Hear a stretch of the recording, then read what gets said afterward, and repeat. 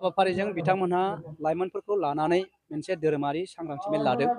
बे सांग्रांथि मेलाव आंखौ गाहाय आलासि हिसाबै लेंहरदों, चिरां जिल्ला लाइमोन आफादनि आफादगिरि हिसाबै।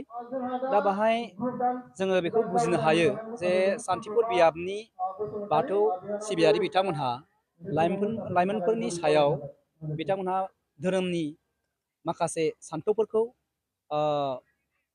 फोरमायनायनि गेजेरजों बिथांमोनखौ मोजां लामाथिं आवगायलांनो थाखाय बिथांमोनहा खोब माने गुरुत्व होदों।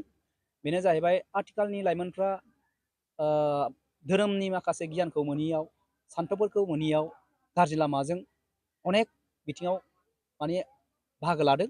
दा बिनिफ्राय माबोरैबा जोङो बासायनो हायो जे बिथांमोनखौ जोङो बाथौनि माखासे सान्थौफोरखौ होनानै जाहाथे बैफोर गाज्रि हाबानिफ्राय जानगाराव थाहोनो थाखाय बिथांमोनहा बे गेदेरथार फोरबोखौ फालिनाय जादों आरो।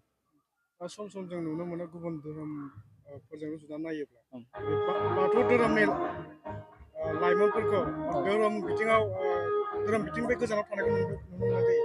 बेयो गोदोनि जायोमोन, खिन्थु दा माने जोंनि बाथौ सिबियारिफ्राबो गाव गावनि धोरोमखौ लानानै फोसाबनायनि फारसे बिराद माने खामानि मावबाय आरो आथिखालाव बे बुस्थुखौ जों नुनो मोनबाय। लाइमोनफ्रा बेनि थाखायनो दस्रा माबायाव बारा बाहागो लाला, गाव गावनि माने माखासे फोरबो जेरै दिनै दुर्गा फुजा बे समावबो जोंनि बाथौ सिबियारिफ्रा गावनिनो मोनसे बाथौनि बिखय मिथिहोनो थाखाय मोनसे बादा खालामो, मोनसे मावबादा खालामदों।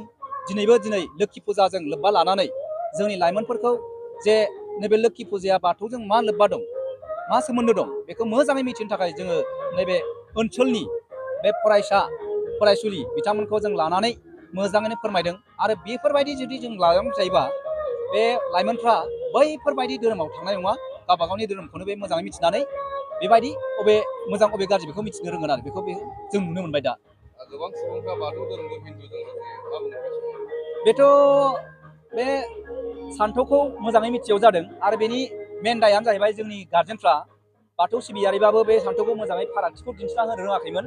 खिन्थु दिनै बाथौ सिबियारिनि गासिबो गथ'फ्राबो बेखौ मिथिबाय, गारजेनफ्रा सांग्रांथि जाबोबाय आरो बिनि थाखायनो नैबेबो मोनसे फोरबो, बेबो मोनसे हाबाफारि, जाय हाबाफारिजों बिथांमोनहा फारागथिखौ दिन्थिदों आरो।